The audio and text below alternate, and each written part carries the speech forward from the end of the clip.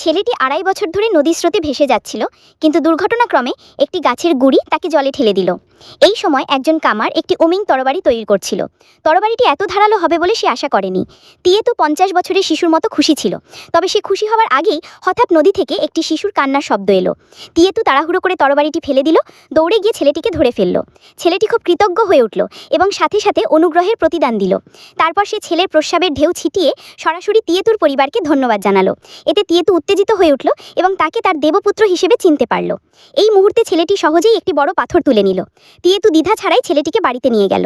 যখন ৩ স্ত্রী তিয়াতুকে একটি শিশুকে পিছনে ধরে থাকতে দেখলেন, তখন তারা সকলেই শিশুটিকে খাওয়ানোর জন্য প্রতিযোগিতা করলেন। অপ্রত্যাশিতভাবে ছেলেটি এত তীক্ষ্ণ ছিল যে সে এক নিঃশ্বাসে মহিলাদের শুকিয়ে চুষে ফেলল। তিয়াতু হতবাক এবং রেগে গেল। সে ছেলেটিকে বনে ছুঁড়ে ফেলে দিল। কিন্তু চলে যাবার কিছুক্ষণ পরেই সে দূর থেকে একটি বড় ভালুকের গর্জন শুনতে পেল।